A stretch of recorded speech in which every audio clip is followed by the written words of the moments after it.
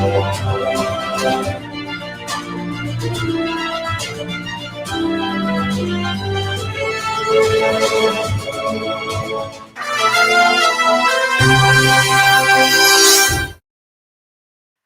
there. First of all, I'd like to congratulate the Pune Literary Festival for another successful year. I'm Anita Murjani, and one of the things that's close to my heart, which I believe the world needs more of, is compassion. And also, to go with that, we need more empathy, sensitivity, and love. And of course, let's throw joy into that mix too. We're going through really strange times right now. And what I've noticed is that the messages that are coming at us, whether it's from mainstream media, social media, generally from the world at large, the messages seem to be very fear-based. And because we are now in this kind of fear-based state where people are worried and concerned, they're concerned about the pandemic and so on, what this does is it puts us in fight or flight, which actually makes us very divisive and angry sometimes towards our fellow human beings. Everybody is just doing their best. And that's why I wanted to remind people that what's missing right now is compassion, empathy, love for our fellow human beings. And so I make it my mission to keep spreading that and sharing that. I actually make it a point to not share fear-based messages at all. And because there's enough people doing it already. Even when people tell me that I need to be more realistic, this is real, it's okay. There's enough people doing it. I'm here to spread love and compassion and empathy. And I think that more of us should be doing that. And so this is my reminder for you to do that. And also, of course, this is a good time to spread and share joy and happiness. So thank you for listening and tuning in, and I wish you all the best. Love you guys. Bye.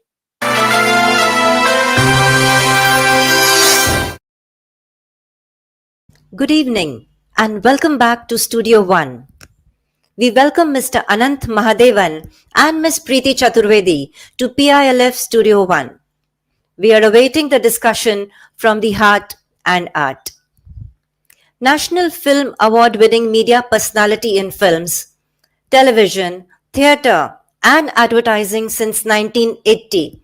Acted in over 36 theatre productions with over 3,000 performances in India and abroad, lead roles in about 100 serials on prime time on various channels. Featured roles in 100 films. He has scripted and directed films and serials for television, directed more than 2,000 episodes of primetime TV programming, conceived, scripted, directed, and modeled in several commercials for top brands, directed films like Dil Will Pyar Vyar, Dil Mange More, Staying Alive, Red Alert, The War Within, Me Sindhutai Sapkar. The list goes on. And winner of various awards, he is Ananth Mahadevan. The discussion will be led by Preeti Chaturvedi. She is an award-winning marketing and brand consultant. To her credit, are leading the first ever structured brand integration in literature to conceptualizing digital content campaigns, which have garnered an online reach of 100 million and above. The WEF awarded her as the Woman of Excellence in 2019. She has more than 15 years of experience in brand and content, having worked with some leading global players like Oxford University Press and Penguin Random House. In her last assignment, she was VP Marketing and Strategic Alliances at Penguin. We request Preeti Chaturvedi to begin the discussion. Hi Ananth, welcome to PILF and a huge congratulations on the success of your book. I've been going through the reviews on Amazon and from the media, and the praise is abundant. It's a fabulous book. But I was just curious, what made you select the title? Because it's an interesting one. So, and every title, in my experience, has a backstory. So, what was the backstory for this one? Okay, to begin with, good evening, Preeti, and good evening to all our viewers. I'm extremely happy and honored to be here at the Pune International Literary Festival. And last year was very interesting for me, very important for me because I turned author, you know. So you asked me about the book Once Upon a Prime Time. Well, it wasn't titled Once Upon a Prime Time to begin with. It was titled Being There. And there was a reason why I titled it Being There. And incidentally, Sai Pranchpe, who launched me on television, she loved the title too. So, why did the title change? Yes, there's a story. But why was it Being There in the beginning? Because there was a film called Being There where Peter Sellers, I mean, one of the finest actors, humorous actors we've had, he was a television addict. And he went about asking every character that met him, do you watch TV? Do you watch TV? You watch TV? You watch TV? So he was like, he it was I think probably his best film. So I wanted to pay a tribute to the film and to Peter Sellers, and so I called the book Being There, Once Upon a Prime Time. But when my publisher, Mr. Sohin Lakhani, he saw the title and he read the manuscript and he said, Being There is an interesting title, but somewhere I feel that Once Upon a Prime Time hits the nail on the head. You know, everyone wants to tell a story, and all stories are once upon a time stories. And when you say it's once upon a prime time, you don't even have to explain that further, that you are talking about prime time viewing, prime time television. So that's how I acceded to his request, and since publishers are experts in the field and they know exactly what the reader wants and where or what kind of title will sort of stick with the reader, I acceded to that, and I put Being There on one of the pages there. Being There is all of it. But I we decided on Once Upon a Prime Time, and lo and behold, yes, that he was absolutely right. The title was a very catchy one, and there it stuck. Right, right. So when I started reading the book, I think one of the things that stood out for me from your early years, from your formative years, from your childhood experiences, was this unique relationship that you had with your father. You know, so if you could just tell us a little bit, because the book captures that, but I mean, I would love to hear it from you. That how what were the nuances of that relationship, and how it, today when you compare it with the kind of relationships that we have with our parents, what are the differences and the similarities that you see, and how do you think that kind of structured and helped you be what you are today? Well, if I may say so, it was a very high voltage emotional relationship. And I wouldn't be talking to you today if he had had his way, you know, because I don't know, maybe rightly, and for the good of, my future, he thought that radio in those days, of course, television hadn't come in as yet. It had not into our household. So radio and cinema, end up polluting the mind or disturbing the student in me. And, I would sort of, divert my attention towards that. And he wanted me to focus totally, on my studies and my academic work. So, almost till about, I think I was the sixth or seventh or eighth or eighth, yeah, sixth standard. There was no radio at home, and I was denied all the pleasure of actually going to a cinema and watching films. So you would wonder, where the hell did this guy emerge from? When everything was curbed so much. But what he actually encouraged me to do was take part in theater, that too only the kind of theater that the school and college allowed, because every year on the annual day there was one play which was performed, either at school level or college level. There were intercollegiate and interschool debates and elocution competitions which he encouraged me to participate in. So that was one thread I held on to, you know. And later, of course, I had the misfortune of losing him when I was just 13 years old. So later on, after I graduated, I mean, graduated in the sciences, because that's where he wanted me to go. He tutored me in the sciences too. So After graduating the sciences, somewhere since I did not fulfill his dream of becoming a chemical engineer, which I really wanted to, or get into the medical profession either as a research scientist or as a doctor, somewhere I think my hobby, which was something which I loved to do, I was tutored in the sciences, but I was always like, passionately following the arts. So somewhere both the disciplines clashed, and I think the arts finally took over. Not that I regret doing the sciences, because art is merely the science of entertaining people. So it's everything requires a scientific approach. So it was very important. So this was the kind of relationship I had with him. And of course, he was a disciplinarian. He could have been a military man for all the kind of discipline he maintained at home.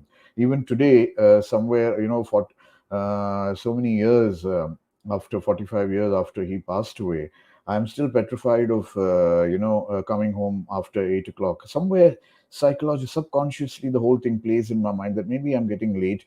I should get back home. I should not be, staying out of town. So that was the kind of power, I would say, he wielded over me, which in a way was very good, because it inculcated me in a sense of discipline and a sense of focus and concentration, which today I'm glad, for whatever negative factors that followed it. I mean, I may not have, sort of totally liked what he was advocating, but somewhere he used to say, okay, maybe when I'm not there, you'll understand what I mean.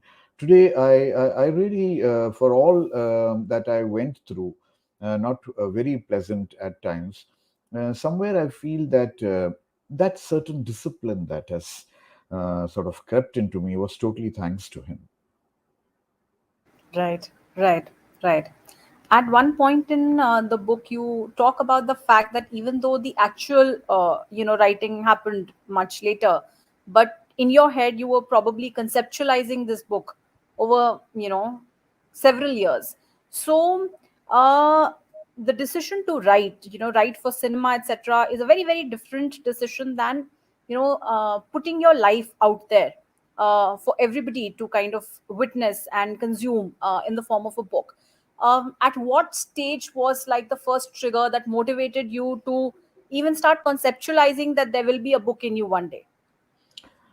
About 3 years back, it had been almost nearly 38 years of, me being in the show business, whether it was television, theater, films, or commercials, and other media, even in the print media, because I started off as a film critic and as a copywriter. So it was all sort of encapsulated into one, and for some strange reason, I hadn't forgotten, or I had stored in my memory cells everything that happened in these 40 years. And then one of my friends turned around and told me, do you realize that you started off in 83 when Indian television started? You started off in 80 with professional theater, but 83 when commercial television, sponsored television came in. Uh, you still hear so many of your contemporaries, so many of your peers, so many of your seniors. I mean, they are probably sadly not there. There are a few still around, but you have run the entire gamut of 40 years. You worked with the best of and the biggest of names. And haven't you ever thought of the fact that this could probably be some kind of a world record where a man runs parallel to an industry for 40 years and still continues to be? So that sort of triggered this thing, and a sudden fear gripped my mind. I realized that I had not even maintained a diary or maintained some kind of an account of what had happened, because so many memorable incidents, so many people whom I had interacted with, and so many shows that and films that I had done, none of them, neither me nor my contemporaries nor anyone, had really put down in India about commercial Indian television in India. And the most important thing, I put television aside for the time being, because when television happened in 83, it didn't really throw up a lot of television producers and directors. It was actually what I would say a mass exodus from cinema to television, because names like Sai Paranjpe, Bashu Chatterjee, Rishikesh Mukherjee, Yash Chopra, and Ramesh Sippy, M.S. Satyu, Aziz Mirza, Kundan Shah, Saeed Mirza. I mean, these were the stalwarts who were giving us some wonderful cinema, you know. And all of them, B.R. Chopra, they decided to test waters and check out what this new medium is all about. And this new medium was something which where you couldn't tell a story in 2.5 hours or 90 minutes. It could go on and on. It could go on to a season or two, or whatever. So there was a format of writing and telling stories on television, and they decided to check it out, and all of them succeeded. Today when we look back, they succeeded in such a major way, and succeeded far far far better than what the so-called television companies, software companies, and software executives, and this new breed of television directors or actors are doing. It threw up the television star. It actually threw up a whole bunch of people who became so popular that they were as popular as the film stars in those days. So all this coming together, and I realized that I had not recorded this for posterity. So I said, yes, told myself, I'm going to put this down, but how the hell am I going to do it? Because I don't have any notes to refer to. I started putting it down in a very random way. There was no particular format or structure to it initially. I went and met all the people whom I had worked with, right from B.R. Chopra to Ravi Chopra, Aziz Mirza, Kundan Shah, Mr. Amitabh Bachchan, Bashu Chatterjee, Rishikesh Mukherjee, all of them. They had so much to tell me, and so many interesting anecdotes which were part of their work, where even I was not featured. It did not necessarily feature me, but I wanted to write something that basically I wanted to start off with an autobiography, saying that my journey through Indian television. But then I realized if I do that, that would be a very very selfish and one-sided book, when all of these people are the main contributors, the pioneers. So I decided to pay them a tribute and also tell my story. So it's in first person, all right, but it's about all these people put together. So that's how I started writing, putting this together, changing it, chopping it. The entire narrative goes back and forth like a screenplay, like a flashback. So you got to connect between some pages and some chapters, because I didn't want to narrate it in chronological order, which would have been a very boring thing. I understand. One thing that like stood out for me was the historical narrative that kind of runs parallel to your own life story, in the book. So, for example, like you mentioned, the 80s, right, and the transformation in television, then the role that somebody like an SS Gill plays, in that transformation. Yeah. So could you just tell us about, like, I know, I mean, I'm sure after this session, a whole lot of readers will go and pick up a copy of the book and read it. But from your perspective, if I were to ask you to pick out, like, let's say, 3 to 4 stalwarts that you think actually were instrumental in bringing about this revolution in the way the medium was, conceptualized and executed, then who would those 3 people be and why? You correctly mentioned SS Gill, because you see, the revolution had to come from the top. We only had one channel, as we all know, Doordarshan, and that was government under government control. It was with the Prasar Bharati and other structures that the government had created for television, and it was black and white television in those days. And SS Gill and quite a few other pioneers who thought about, when they thought about sponsored television, like SS Gill virtually tailed Kundan Shah. I mean, he was stalking Kundan Shah, and he made Kundan Shah do Ye Jo Hai Zindagi. So you could imagine the pressure that came from the top to draw these people towards a medium that, not I mean, especially the film stars in those days always thought of it as the poor country cousin of cinema. And it was only after when they realized the popularity meter, and suddenly, a certain amount of cash flow coming in, money coming in a very big way, that they all jumped onto the bandwagon and literally threw us out. We were the Red Indians in American territory when the Yankees came and literally slaughtered the Red Indians and threw them out and eliminated them. This was virtually, that kind of a revolution where after they realized what television was all about. So I would say that, stalwarts like the people who started off first. I mean, the first week was very crucial. So the first week we had Kumar Vasudev who was doing Hum Log. We had Sridhar Shivsagar who did Khandan, which was an Indian version of Dynasty, Dallas, Santa Barbara, or call you whatever you may call it. Then Sai Pranchpe, who started with Ados Pados, Kundan Shah, Aziz Mirza, Saeed Mirza.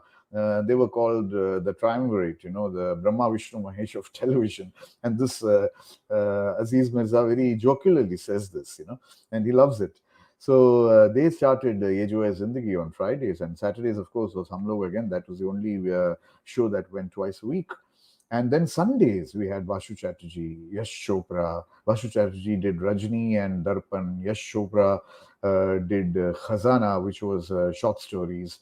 Ramanand Sagar later on started off with Ramayan, and then V.R. Chopra followed that up with Mahabharat. The Rajashris, who were huge in filmmaking and distribution, they came on with a show called Paying Guest. And there was Anand Mahindru, along with Sridhar Sagar. I would say these were the initial two whiz kids of television. They hadn't done anything before. And Anand Mahindru did Idhar Udhar, which was an Indian version of Three's Company with Ratna Pathak Shah and Supriya Pathak. So all this was put together, and I would say that they were the pioneers. Then, of course, followed some great names like Rishikesh Mukherjee, M.S. Satyu. He did Kayar, which was an adaptation of Tagari Shivshankaran Pillai's massive novel, Jnanpith award-winning novel in Malayalam.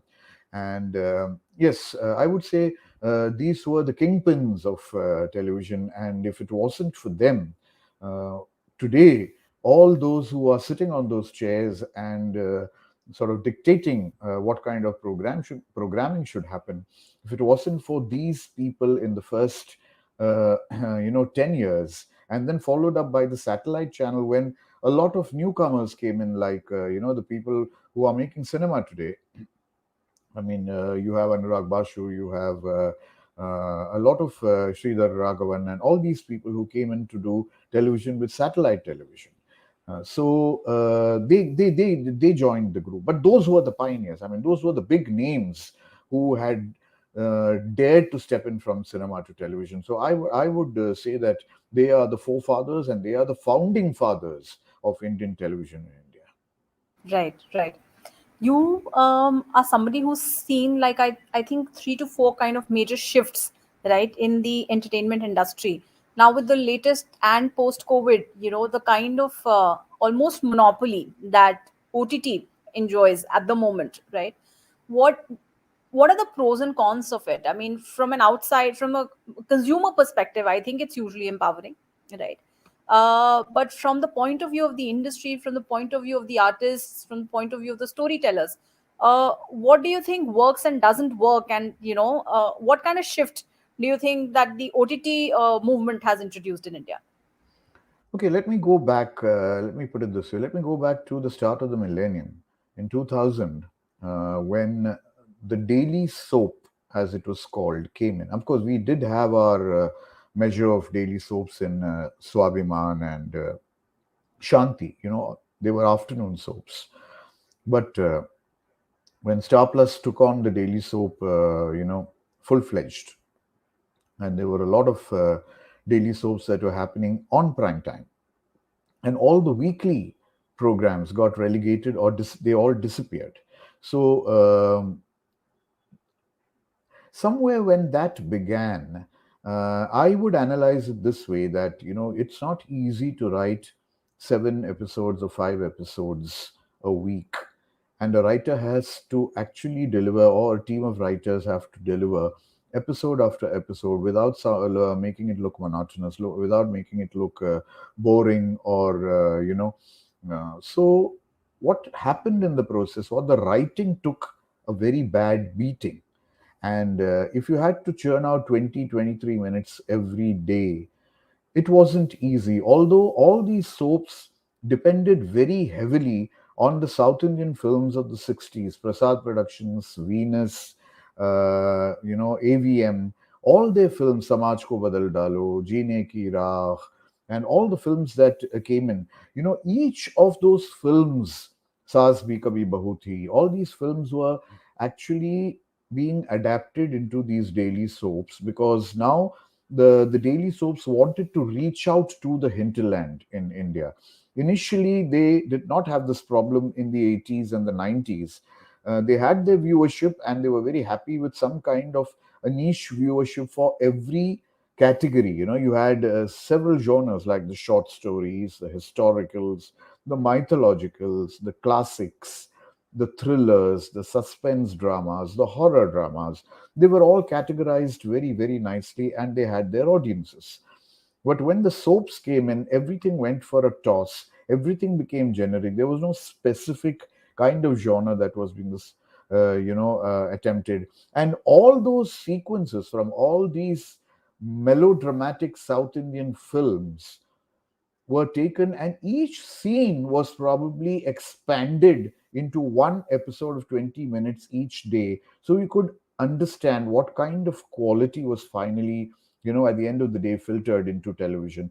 This led to, over the last decade or more, it led to a complete deterioration of the kind of quality of television. And when it sort of hit an abyss, absolute abyss, with people in metropolitan cities saying we don't watch television, even though some ladies do swear by it. It is only in the villages and the smaller areas where people are hooked onto television. There was somebody who must have got up and said, hey, look, this is where we step in. This is where we come in. The digital platform, the streaming platforms, all of them realized that this was where you could actually go back to what Doordarshan started. Now, what is this? I mean, please, I hate to use the word OTT, just as I hate to use the word Bollywood, because it doesn't make any sense at all to me. I would say streaming or digital platforms. So, what did we do in the beginning? In the 88, in 83, what did Doordarshan dole out? They said, this is a season of 13 episodes. We might extend it to 26. Then you do 39. Then you do 52. Or if it is a huge mega series, you go up to 104. So this was a structure, a formula, that was always existing right in the beginning of television. What we're doing now, a mini series of 8 episodes or 13 episodes of 45 minutes each, is nothing new. All that these people are now trying to do is capitalize on the heavy downfall of television programming in India. But at the same time, what is happening? They have also succumbed to their own vices, I would say, because now they're trying to, since they are free of censorship and they are free of any SOPs, they go to town with either the violence or the abuse of language or the way characters are treated, the way women are treated, and the attitude, the societal attitude that these most of these shows have taken up is so retrograde. I mean that it repulses, it puts you off. So when suddenly something like a scam comes up, I mean, I'm saying this because not because I was an integral part of it, but then when scam came up, there was a total sort of disagreement with all the channels, because everyone said, who the hell is going to watch something that is so financial, about economy and other kind of stuff that nobody's interested. It's such a dry run. But then when it became a bull run, everything changed. They realized that a streaming platform, a digital platform, also has a scope to break norms, to break the formula, and get into something that could engage people. So now there is a lot of, what would I say, trial and error that's happening. Everyone is shooting darts in the dark, and everyone is hoping that it'll hit the target. So the confusion that is prevailing on the web series front is immense. And I think they all got to sit down, put their heads together, think coolly, because here is a platform that can be used very, very strongly. It can be used to not just provide very high grade entertainment. It can also be used to enter your shows for the Emmys. So there you are. You're on such an important platform. So don't abuse it. Don't waste it. Don't throw it away. And that's what I hope they sort of spare a thought for this, and not just do it because now most of the film stars are willing to do web series because of the kind of money that they demand. No, no, please. There's all the wrong reasons why web series are happening. Understand. Hmm. So, Ananth, as far as this whole experience of writing a book is concerned, yeah, and before we open the floor for audience questions, I just wanted to ask you, because for a whole lot of celebrities, even though once we read what they have written and we realize that they're damn good writers, but most of them just do one book and then they don't do any other at all. So I think this is a question that the other readers might also have. But are we looking at more books from you in the future, or is this the one that you wanted to do? I want to follow this up with my career in films. Now, you see, it may not be as exclusive as a television book because I was there, from the beginning till today. Films is too huge and large. So what I'm thinking of calling the book Screen Test. I also want to sort of give my experience, how I got weaned into cinema, how I fell in love with the medium, and who are the people who influenced me, why they are the masters of the game, and what is the kind of cinema that I would like to make and am making and am not being supported, and the kind of wall that I come up against each time I want to make a film. That's very dramatic. So that will become more personal. That will become a more thrilling adventure. And my publishers, if they are kind enough and if they support me, that's the book I want to write. My next step, that is the cinema adventure. Fabulous, fabulous. So I think with this, I think the PILF team might want to invite some audience questions. So do we have somebody from the team here?